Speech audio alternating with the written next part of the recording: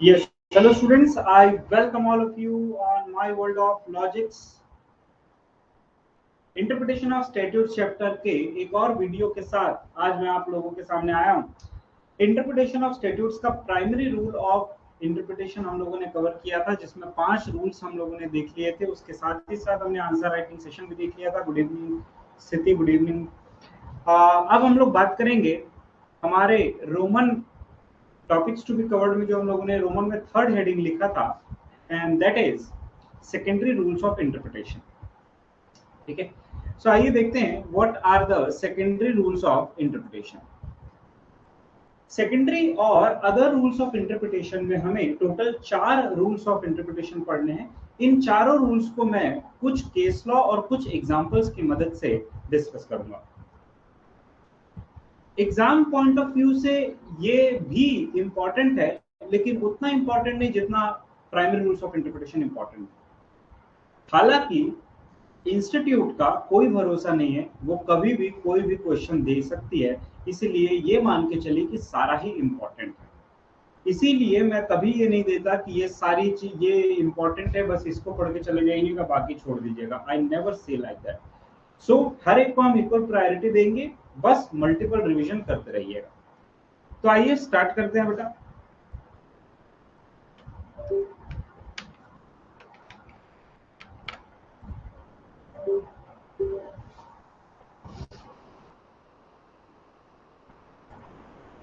Hello hello hello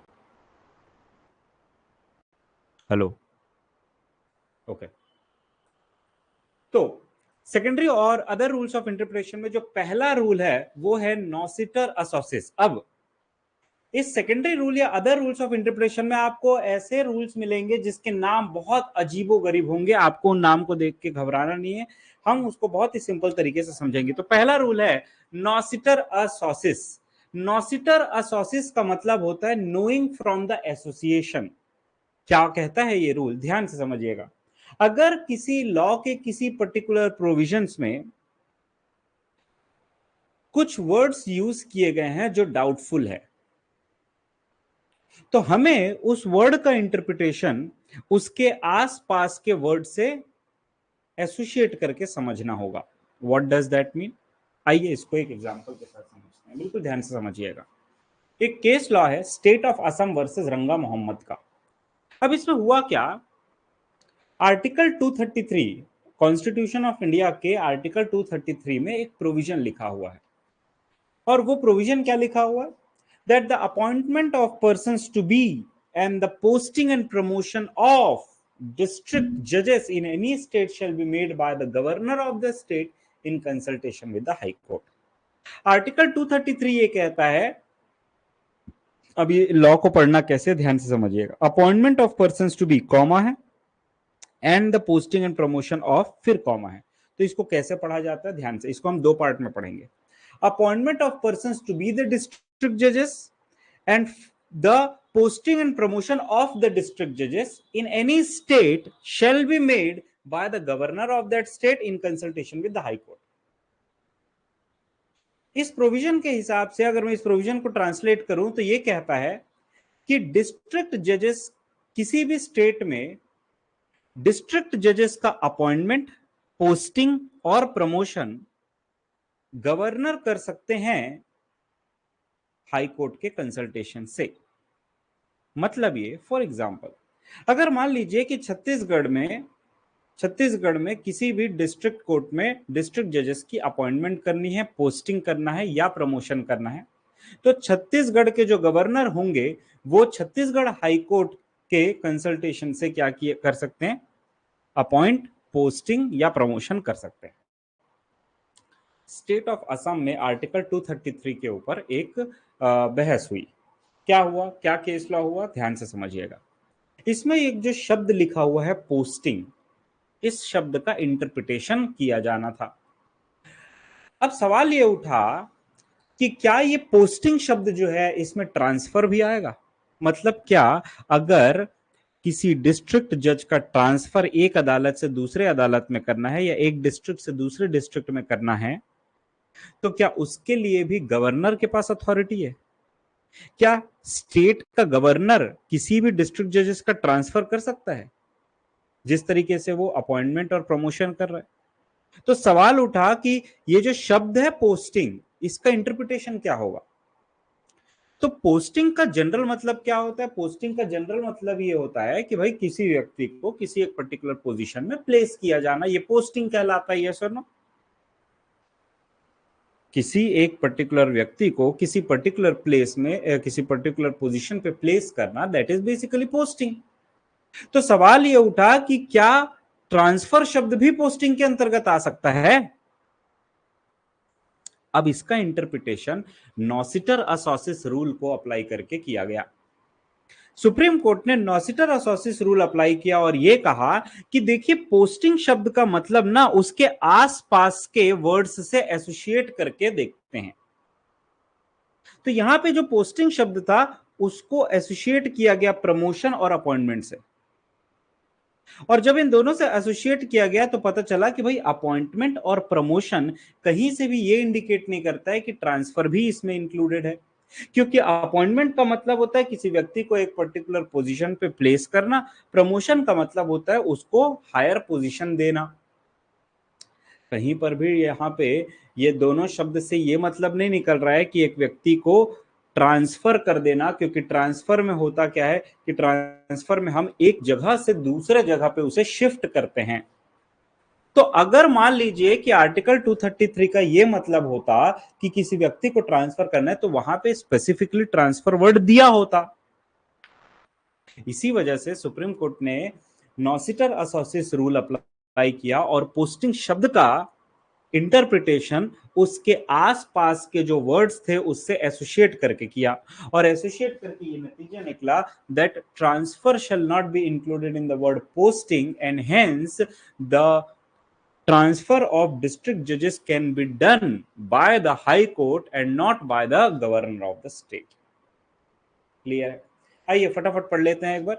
In this case, the question of interpretation was whether the term posting used in Article 233 also includes transfer. Article 233 states that appointment of persons to be and the posting and promotion of district judges in any state shall be made by the governor of the state in consultation with the High Court. इसके बाद जो question arise हुआ कि क्या जजेस का transfer भी state का गवर्नर कर सकता है, तो यहां पे नॉसिटर असोसिएस रूल अप्लाई करके कहा गया the Supreme Court held that the term posting shall be interpreted by associating it with the companion words appointment and promotion which would only mean assigning someone to a post, position और a job. Legislature intended to mean that posting cannot mean transfer when relating it with the words appointment and promotion.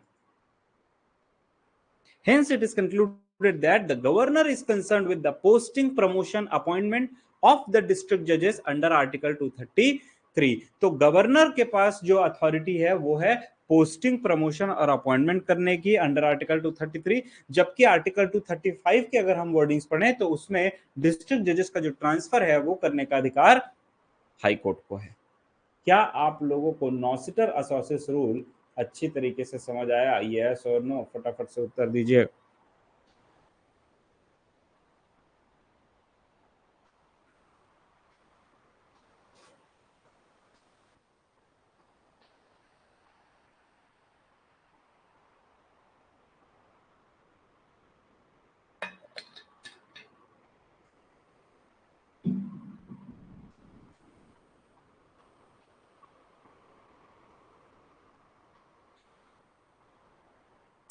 Yes, definitely. देखिए, अभी तो मैंने, अच्छा case law समझ आया कि नहीं, बस इतना बताओ। केस लॉ को मैंने 2-3 बार ब्रीफ कर दिया, केस लॉ समझ आया कि नहीं? इसके बाद नॉसिटर असोसिएस का पूरा डिटेल समझेंगे।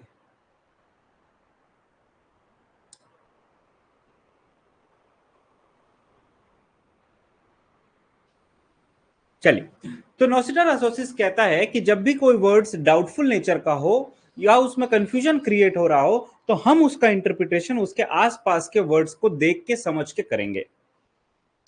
अगर मान लीजिए कि बहुत सारे वर्ड्स का सिमिलर मीनिंग निकल रहा है जिसे एक साथ प्लेस किया गया है, तो उसका जो इंटरप्रिटेशन है वो कलेक्टिवली किया जाएगा। फॉर एग्जांपल, यहां पे अपॉइंटमेंट, पोस्टिंग और प्रमोशन, ये 3 शब्द को ये तीन शब्द जो कि सिमिलर मीनिंग दिखा रहे हैं, इसलिए इसको इंटरप्रिटेशन करते समय इसका कलेक्टिव सेंस लिया गया कि यहां पे एग्जैक्टली पोस्टिंग शब्द का मतलब क्या होगा। तो पोस्टिंग शब्द का मतलब उसके आसपास के कंपेनियन वर्ड्स से साथ एसोसिएट करके किया गया, और उसके आसपास के एसोसिएट वर्ड्स कहीं से भी ट्रांसफर का इंडिकेशन नहीं दे रहे थे, इसीलिए नॉसिटर असोसिएट्स के according posting does not include transfer.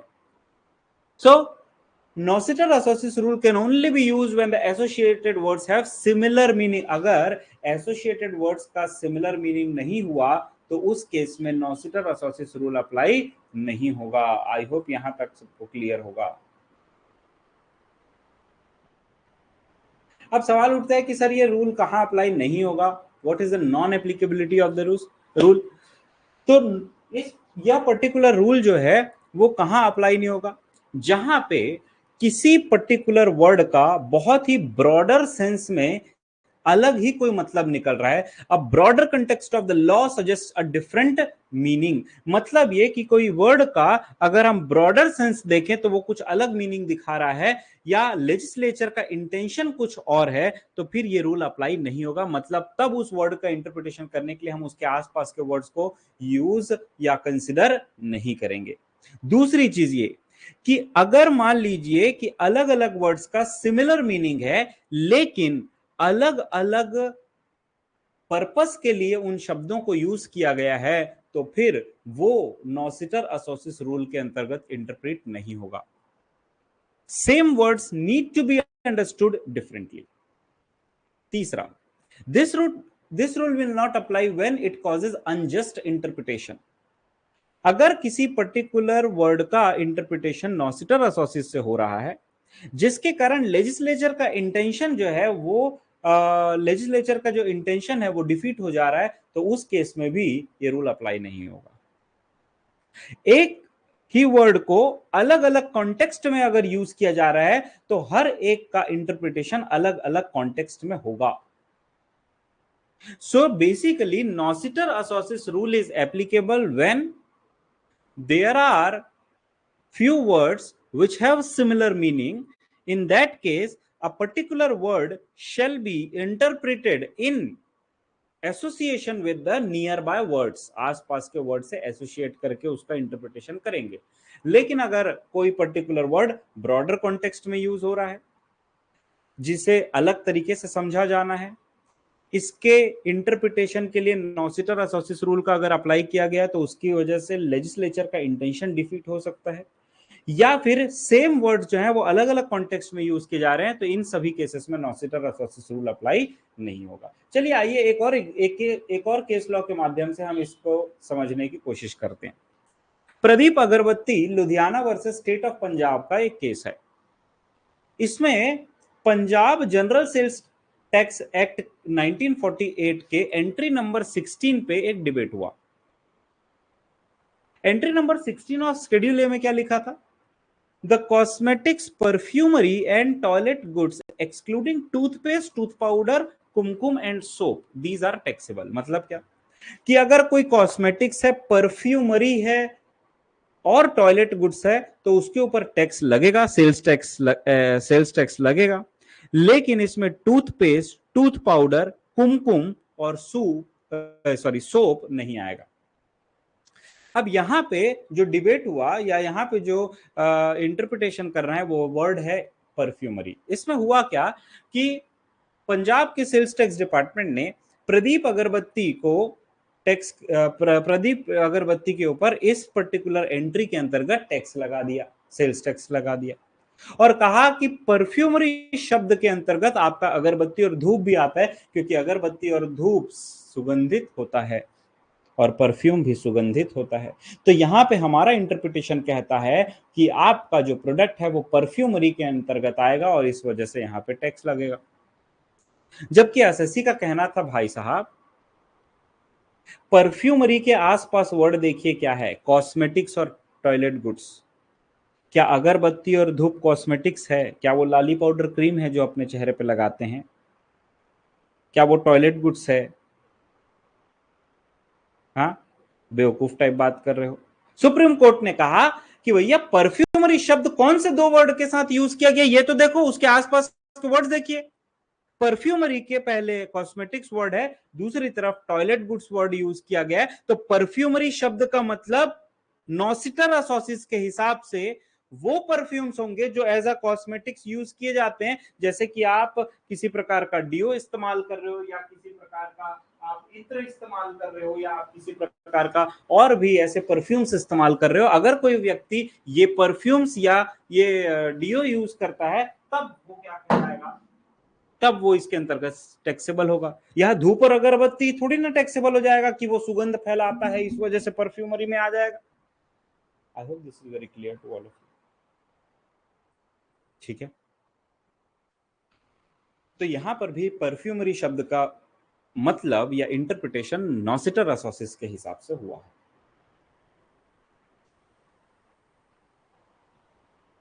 Next, एक्सप्रेसियो unius est exclusio अल्ट्रिस। Sir ये क्या बोल दी, फिर से, एक्सप्रेसियो यूनिस एस्ट एक्सक्लूसियो अल्ट्रिस, इसका मतलब क्या है? इसका मतलब है एक पर्टिकुलर वर्ड को अगर हम स्पेसिफिकली मेंशन कर रहे हैं तो इसका मतलब है कि बाकी की सारी चीजों को हम एक्सक्लूड कर रहे हैं। Expressio unius est exclusio alterius, it means expression of one thing is the exclusion of others. अगर किसी एक चीज को हम एक्सप्रेसली मेंशन कर रहे हैं तो ऑटोमेटिकली बाकी सारी चीजें एक्सक्लूड हैं, ऐसा हम मानेंगे। इस रूल के अकॉर्डिंग ये कहा गया है कि अगर लॉ ने किसी भी एक पर्टिकुलर चीज को मेंशन किया गया है तो ये क्लियर इंडिकेशन है कि इसमें बाकी की सारी चीजें नहीं आएंगी, उसको छोड़ के जिसको मेंशन किया गया है। लेकिन इसमें एक इंपॉर्टेंट पार्ट ये है कि जो भी लिस्ट ऑफ वर्ड्स दिए गए हैं ना, उसके बाद कोई जनरल वर्ड नहीं आना चाहिए। अब ये सर जनरल वर्ड क्या है, याद करो हमने प्राइमरी रूल ऑफ इंटरप्रिटेशन में एजेस्डम जनरस पढ़ा था कि अगर किसी पर्टिकुलर प्रोविजन में कोई लिस्ट ऑफ स्पेसिफिक वर्ड्स है और उसके बाद जनरल वर्ड है, तो उस जनरल वर्ड का इंटरप्रिटेशन उस स्पेसिफिक वर्ड से होगा, स्पेसिफिक वर्ड्स के हिसाब से होगा। और यहां पे एक्सप्रेसियो यूनिस एस्ट एक्सक्लूसिव अल्ट्रिस को अप्लाई करने का कंडीशन ही यही है कि अगर जो लिस्ट ऑफ वर्ड्स हैं उसके बाद अगर कोई जनरल वर्ड्स नहीं दिया है तभी ये रूल अप्लाई होगा। आइए इसको एक एग्जांपल के साथ समझते हैं। मान लेते हैं कि एक पर्टिकुलर, 3 एग्जांपल्स मैंने दिए हैं यहाँ पे, ठीक है। आपको एग्जाम मतलब आपको नोट्स कॉपी में इसी तरीके से फ्लो चार्ट बनाना है बेटा।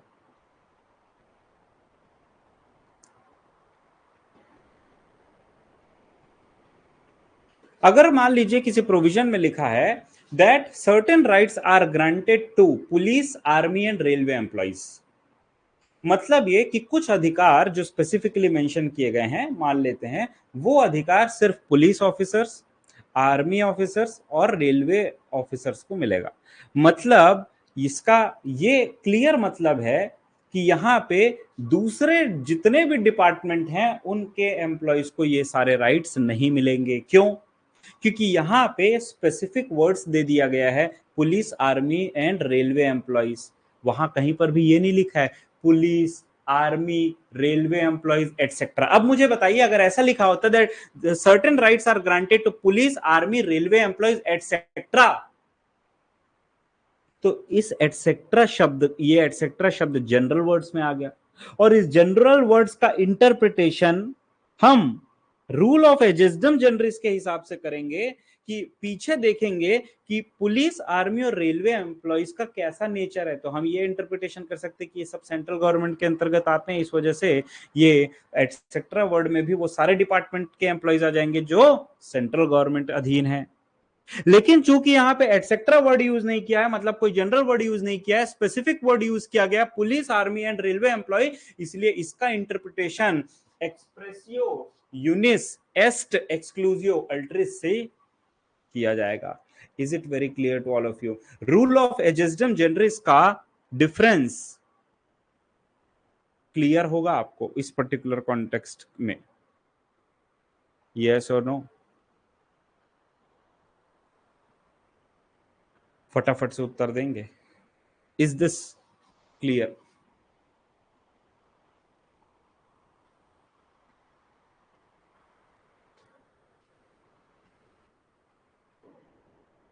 परफेक्ट।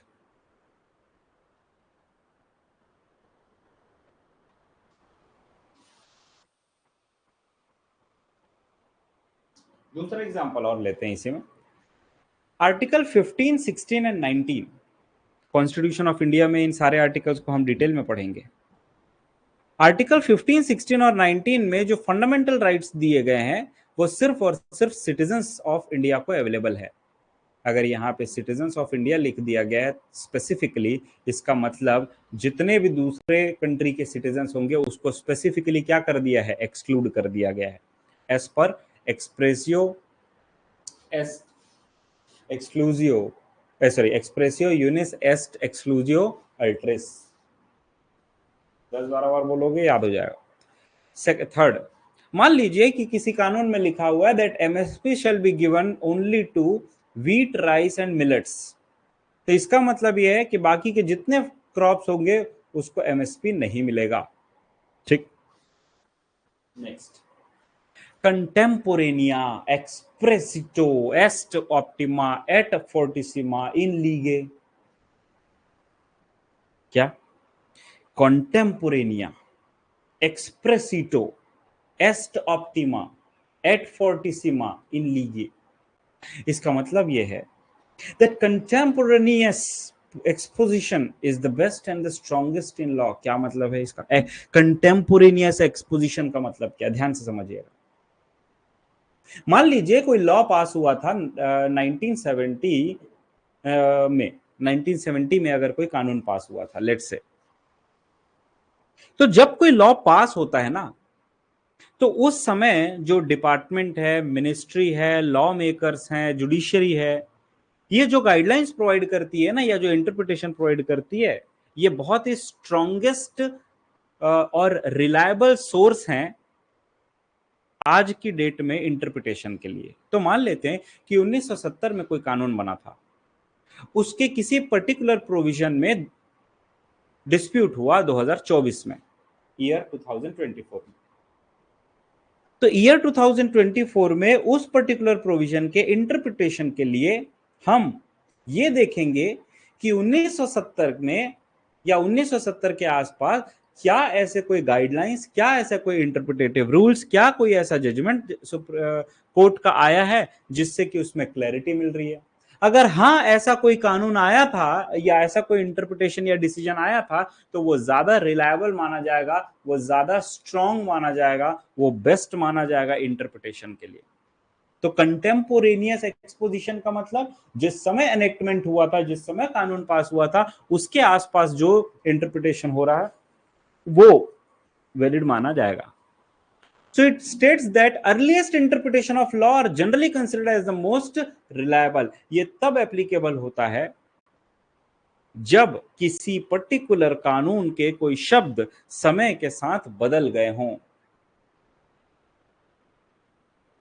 अब ध्यान से समझना क्या मतलब है इसका। देखिए होता क्या है कि किसी पर्टिकुलर ईयर में कोई कानून बना, तो जो कानून उस साल बना वो उस समय के परिदृश्य के हिसाब से वैलिड होगा, उस समय के कॉन्टेक्स्ट के हिसाब से वैलिड होगा। लेकिन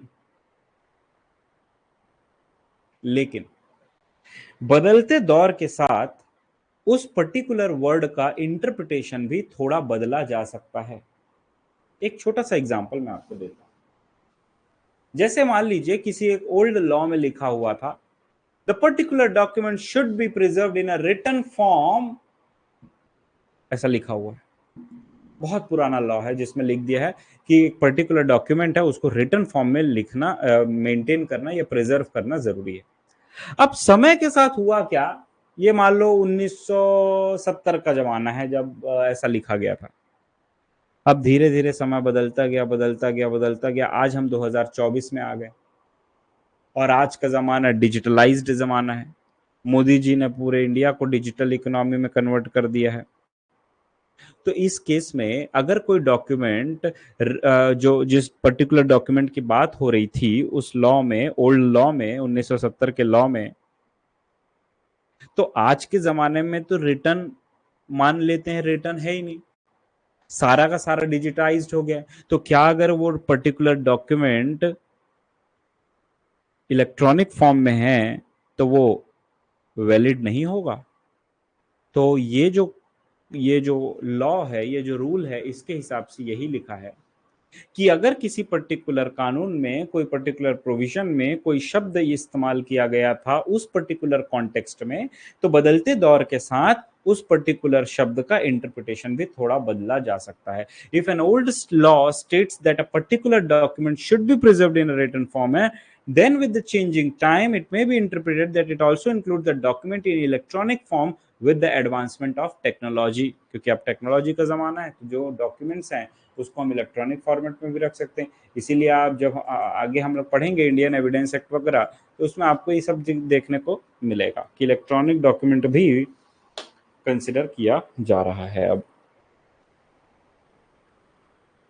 यस और no?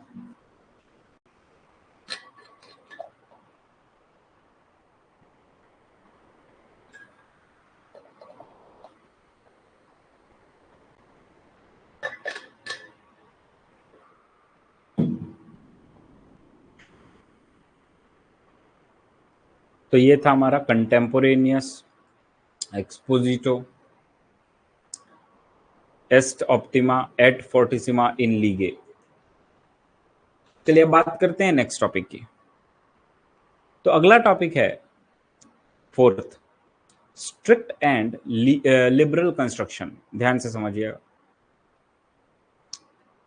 Strict and liberal construction.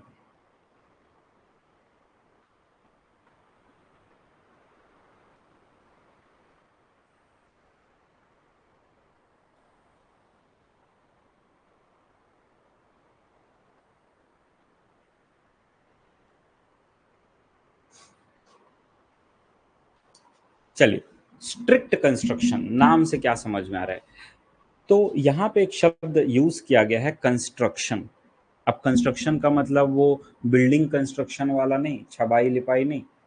Construction शब्द का मतलब मैंने आपको पहले लेक्चर में बताया था कि दो शब्द है, एक है इंटरप्रिटेशन और दूसरा है कंस्ट्रक्शन। हमने रूल ऑफ लिटरल कंस्ट्रक्शन पढ़ा, हमने रूल ऑफ रीजनेबल कंस्ट्रक्शन पढ़ा, हमने रूल ऑफ हार्मोनियस कंस्ट्रक्शन पढ़ा। हम यहाँ पे स्ट्रिक्ट कंस्ट्रक्शन पढ़ रहे हैं। तो सवाल ये है कि इंटरप्रिटेशन और कंस्ट्रक्शन में क्या डिफरेंस है? तो इंटरप्रिटेशन का मतलब होता है किसी पर्टिकुलर प्रोविजन का ट्रू मीनिंग डिराइव करना, लॉ का ट्रू मीनिंग डिराइव करना, जबकि कंस्ट्रक्शन का मतलब होता है उसका मीनिंग डिराइव करके कोई कंक्लूजन निकालना। तो कंक्लूजन डिराइव करना कंस्ट्रक्शन कहलाता है। तो स्ट्रिक्ट कंस्ट्रक्शन का मतलब क्या होता है? और इसके साथ एक और शब्द आएगा, and that is liberal construction. So what is the difference between strict construction and liberal construction? तो देखिए, स्ट्रिक्ट का मतलब होता है जैसा लिखा है बिल्कुल वैसे ही पढ़ोगे, इसमें अपना दिमाग नहीं लगाओगे, कोई छेड़छाड़ इसके साथ नहीं करोगे। जबकि लिबरल का मतलब होता है जो फ्लेक्सिबल नेचर का होता है, जो इजीली चेंज किया जा सकता है, या जिसके एक से ज्यादा मतलब निकाले जा सकते हैं समय के साथ उसमें, या यूं कहें कि उसमें इजीली बदलाव किया जा सकता है, वो इतना स्ट्रिक्ट नहीं है। तो स्ट्रिक्ट का मतलब होता है रिजिड, लिबरल का मतलब होता है फ्लेक्सिबल। तो यहां पे स्ट्रिक्ट कंस्ट्रक्शन और लिबरल कंस्ट्रक्शन का क्या मतलब है ये देखते हैं। तो देखिए, strict means rigid, liberal means flexible. Flexibility की अगर हम बात करें, तो अगर किसी पर्टिकुलर लॉ में कोई प्रोविजन लिखा हुआ है जिसका हमें स्ट्रिक्ट कंस्ट्रक्शन करना है, तो यहां पे आप उस पर्टिकुलर वर्ड को या लॉ को उसके स्ट्रिक्टेस्ट सेंस में यूज करेंगे। मतलब यहां पे आप अपने मन के हिसाब से उसमें बदलाव नहीं कर सकते, फ्लेक्सिबिलिटी नहीं है इसमें, जो जैसा लिखा है बिल्कुल वैसा ही इंटरप्रेट करोगे। जबकि लिबरल कंस्ट्रक्शन जो है वो ज्यादा फ्लेक्सिबल अप्रोच है और इसको हम फ्लेक्सिबली इंटरप्रेट कर सकते हैं। अब इसका क्या मतलब है सर, समझ में नहीं आ रहा है? ध्यान से समझिएगा बेटा। जो स्ट्रिक्ट कंस्ट्रक्शनिस्ट होते हैं, मतलब जो स्ट्रिक्ट इंटरप्रेट करते हैं, या कोई ऐसा वर्ड जो स्ट्रिक्टली इंटरप्रेट किया जाना है, उसमें आप अपना दिमाग नहीं लगा सकते, अपना आइडिया नहीं लगा सकते। जो जैसा लिखा है उसको वैसे ही पढ़ो, जो जैसा लिखा है उसको वैसे ही समझो। जबकि लिबरल कंस्ट्रक्शन में हम अपने हिसाब से उस पर्टिकुलर वर्ड के और भी अल्टरनेटिव्स एनालाइज कर सकते हैं और भी उसमें अपना दिमाग लगा सकते हैं और भी उसको अलग तरीके से इंटरप्रेट कर सकते हैं जो कि उस पर्टिकुलर सिचुएशन या सर्कमस्टेंसेस के हिसाब से बेस्ट है। आइए इसको कुछ एग्जांपल की मदद से समझते हैं तो ज्यादा बेहतर ढंग से समझ में आए। एक एग्जांपल देता हूँ। जनरली क्या होता है, जैसे क्रिमिनल एक्ट होते हैं ना, जो क्रिमिनल लॉज होते हैं, जैसे सीआरपीसी, आईपीसी, है ना, इंडियन एविडेंस एक्ट। अब तो ये सब कानून जो है वो बदल गया है। अब भारतीय न्याय संहिता, भारतीय नागरिक सुरक्षा अधिनियम, है ना, भारतीय साक्ष्य अधिनियम, ये सब आ गया है। तो जनरली जो क्रिमिनल लॉज होते हैं उसका स्ट्रिक्ट इंटरप्रिटेशन या स्ट्रिक्ट कंस्ट्रक्शन किया जाना होता है। क्यों? ऐसा इसलिए क्योंकि क्रिमिनल लॉज में जो सजा होती है वो बहुत ही भयावह होती है। मौत तक की सजा इसमें दी गई है, फांसी की सजा तक की दी गई है, लाइफ इम्प्रिजनमेंट, 3 साल की कैद, 3 साल का जेल, 5 साल का जेल, 7 साल का जेल, 14 साल का जेल, 10 साल का जेल। बहुत बड़ा पीरियड होता है 10 साल। अब सोचिए कि अगर कोई व्यक्ति, किसी व्यक्ति को 10 साल की सजा दे दी गई है जेल में रहने की, तो सोचिए कि वो 2014 में गया होगा तो 2024 में निकला होगा तो उसको कितनी सारी चीजें नई दिख रही होंगी। 2014 में जब गया होगा तो क्या था और 2024 में देख रहा होगा तो क्या होगा। तो कहने का मतलब ये है कि क्रिमिनल लॉज में अगर कोई चीज लिखी है प्रोविजन, तो आपको वहां पे स्ट्रिक्ट कंस्ट्रक्शन अप्लाई करना है, जैसा लिखा है बिल्कुल वैसा ही। मतलब इसीलिए क्रिमिनल लॉ में कहा जाता है कि जब तक के अगर किसी आरोपी पर दोष सिद्ध ना हो जाए तब तक के हम उसे निर्दोष मानते हैं। Unless the accused is found guilty he can not be punished. ठीक है। वही दूसरी ओर कुछ ऐसे लॉज होते हैं जैसे कि लेबर लॉ, वेलफेयर लॉ, है ना, ऐसे लॉज जो होते हैं जो किसी समाज की भलाई के लिए होता है, जो लेबर की भलाई के लिए होता है, इसका स्ट्रिक्ट कंस्ट्रक्शन करने की जरूरत नहीं है। अदालत अपने बुद्धि के हिसाब से इसमें कुछ चेंजेस ला सकता है जिससे कि किसी व्यक्ति को कोई खास नुकसान नहीं होगा, उल्टा भला ही होगा अगर हम उसका लिबरल कंस्ट्रक्शन कर दें तो। इसको एक एग्जाम्पल की मदद से समझते हैं कि मान लीजिए किसी एक्ट में लिखा है कि अगर किसी व्यक्ति ने कटिंग या स्टेबिंग किया है तो उससे मिलने वाला जो सजा है वो 10 साल का होगा। मान लेते हैं ऐसा लिखे कि अगर किसी व्यक्ति ने किसी दूसरे व्यक्ति के ऊपर घाव बना दिया कटिंग और स्टेबिंग से, तो उसको पनिशमेंट 10 साल की कैद मिलेगी। लेकिन सामने वाले व्यक्ति ने क्या किया, उसको दांत से काटा है, दांत से, और दांत से घाव बन गया है। तो चूंकि इसमें सजा बहुत हीनियस है, मतलब सॉरी, इसमें जो सजा है वो बहुत कठोर है, 10 साल की कैद है, इस वजह से यहाँ पे ये जो बाइटिंग शब्द है इसका इंटरप्रिटेशन स्ट्रिक्ट कंस्ट्रक्शन के हिसाब से किया जाएगा, जो कि कटिंग और स्टेबिंग के अंतर्गत नहीं आता है। आ रही है बात समझ? So by according to the strict construction, the word biting does not include in the word cutting or stabbing। हाँ, अगर आप किसी व्यक्ति का हाथ काट देते हो चाकू से, या किसी व्यक्ति के पेट में चाकू गोब देते हो, तो उस केस में क्या होगा, उस केस में फिर आपको स्ट्रिक्ट, उस केस में आपको 10 साल की सजा होगी। लेकिन अगर आपने दांत से काटा है, घाव बन गया है, उस केस में आपको सजा नहीं होगी, because biting is neither cutting nor stabbing. अगला है लिबरल कंस्ट्रक्शन। लिबरल कंस्ट्रक्शन के हिसाब से मान लेते हैं कि एक पर्टिकुलर एक्ट है, कोई एम्प्लॉइज वेलफेयर लेजिस्लेशन है ना, बहुत सारे एक्ट होते हैं, मैटरनिटी रिलीफ से रिलेटेड एक्ट होते हैं, विमेन वेलफेयर के लिए कोई एक्ट होता है, एम्प्लॉइज के वेलफेयर के लिए कोई लॉ होता है। तो मान लीजिए किसी एक्ट में लिखा गया था कि 240 दिन का पेड लीव मिलेगा एम्प्लॉइज वेलफेयर लेजिस्लेशन के हिसाब से। तो अगर उसमें किसी प्रकार का कोई डिस्प्यूट होता है और वो आता है, तो अदालत ऐसा नहीं है कि एकदम 240 का ही स्ट्रिक्ट कंस्ट्रक्शन करेगी, उससे हो सकता है कि उससे ज्यादा वो अलाउ कर दे, उसमें कोई दिक्कत नहीं होगा, एज पर लिबरल कंस्ट्रक्शन। ठीक है। तो कुछ ऐसे कानून होते हैं जिसका हमको स्ट्रिक्ट कंस्ट्रक्शन करना होता है, कुछ ऐसे कानून होते हैं जिसका हम लोग को लिबरल कंस्ट्रक्शन करना होता है।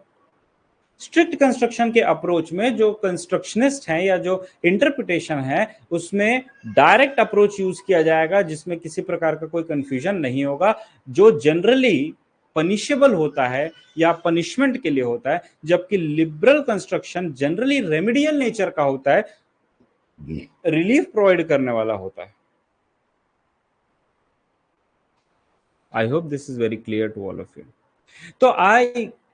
तो यहां पे आज हमारा secondary rule of construction, secondary rule of interpretation complete होता है, जिसमें हमने टोटल 4 चीजें देखी।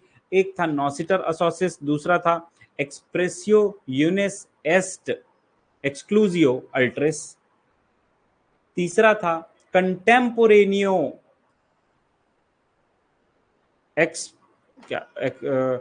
कंटेम्पोरेनियो, बताओ इतना डिफिकल्ट नाम है इसका,